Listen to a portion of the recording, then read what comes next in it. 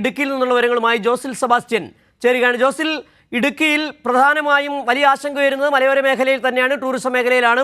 വലിയ തരത്തിലുള്ള ആശങ്ക അവിടെ ഉയരുന്നു. എങ്ങനെയാണ് അവിടെ മുന്നൊരുക്കങ്ങൾ നടത്തിയിട്ടുള്ളത്? ഏതെങ്കിലും മേഖലയിൽ ഉരുൾപൊട്ടലിൻ്റെ സാധ്യതയുണ്ടോ? നദികൾ കരകവിഞ്ഞൊഴുകുന്നുണ്ട്? എന്താണ് അവിടെ നിന്നുള്ള വിവരങ്ങൾ നൽകാൻ കഴിയുന്നത്, ഏറ്റവും പുതിയ വിവരങ്ങൾ?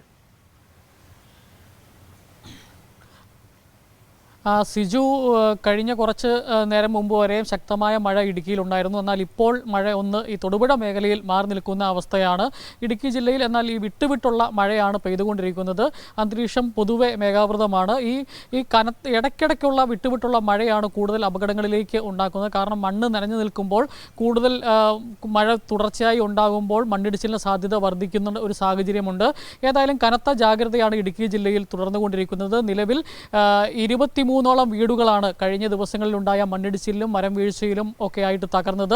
അതിൽ 2 വീടുകൾ പൂർണ്ണമായും തകർന്നു, മറ്റു വീടുകൾ ഭാഗികമായിട്ടാണ് തകർച്ച നേരിട്ടത്. ഈ 2 ദുരിതാശ്വാസ ക്യാമ്പുകൾ ഇടുക്കി ജില്ലയിൽ തുറന്നിട്ടുണ്ട്. ഒന്ന് മൂന്നാർ മൗണ്ട് കാർമൽ പള്ളിയുടെ ഓഡിറ്റോറിയത്തിൽ. അവിടെ 8 പുരുഷന്മാരെയും 21 സ്ത്രീകളെയും 4 കുട്ടികളെയുമാണ് മാറ്റി പാർപ്പിച്ചിരിക്കുന്നത്. മറ്റൊന്ന് പാറത്തോട് കമ്മ്യൂണിറ്റി ഹാളിലാണ്. ഉടുമ്പൻചോല പാറത്തോട് ലക്ഷ്മി നഗർ മണിരാജയും ഭാര്യയെയും 3 മക്കളെയുമാണ് അവരുടെ വീട്ടിലേക്ക് മണ്ണിടിഞ്ഞ് വീണതിനെ തുടർന്ന് മാറ്റി പാർപ്പിച്ചിരിക്കുന്നത്. ഇടുക്കി ജില്ലയിലെ ചെറിയ ഡാമുകളെല്ലാം തുറന്നിരിക്കുന്ന അവസ്ഥയാണ്. കല്ലാർകുട്ടി ഡാം, പാബ്ല അണക്കെട്ട്, അതുപോലെ തന്നെ ഇടുക്കി അണക്കെട്ടിൻ്റെ ഒരു ഡൈവേർഷൻ ഡാമായിട്ടുള്ള നെടുങ്കണ്ടം കല്ലാർ ഡാം, ഇടുക്കിയിൽ മൂലമറ്റത്ത് പവർ ഹൗസിൽ വൈദ്യുതി ഉൽപ്പാദിപ്പിച്ചതിന് ശേഷം വെള്ളം തുറന്നുവിടുന്ന അത് ശേഖരിക്കുന്ന മലങ്കര അണക്കെട്ട്, ഇത്രയും അണക്കെട്ടുകളാണ് തുറന്നിരിക്കുന്നത്. ടൂറിസം കേന്ദ്രത്തിലെ മൂന്നാറിലേക്കുള്ള പ്രവേശനമൊക്കെ നിരോധിച്ചിട്ടുണ്ടോ? എങ്ങനെയാണ് വെള്ളം കൂടുതൽ ഒഴുകി?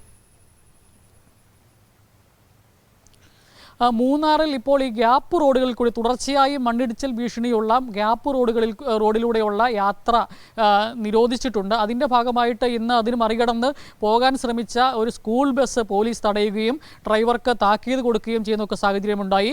ദേവികുളം സബ് കളക്ടർ കർശനമായ നിർദ്ദേശമാണ് ഇക്കാര്യത്തിൽ കൊടുത്തിരിക്കുന്നത്. ഈ ഗ്യാപ്പ് റോഡിലൂടെയുള്ള യാത്ര പൂർണ്ണമായും നിരോധിച്ചിട്ടുണ്ട്. ഈ പല റോഡുകളിലും ഇത്തരത്തിലുള്ള ഭാഗികമായിട്ടുള്ള യാത്ര നിയന്ത്രണങ്ങൾ പൂർണ്ണമായി നിരോധിക്കാതെ, എന്നാൽ ശരി, ജോസിലാണ് ഇടുക്കിയിൽ നിന്നുള്ള വിവരങ്ങൾ നൽകിയത്.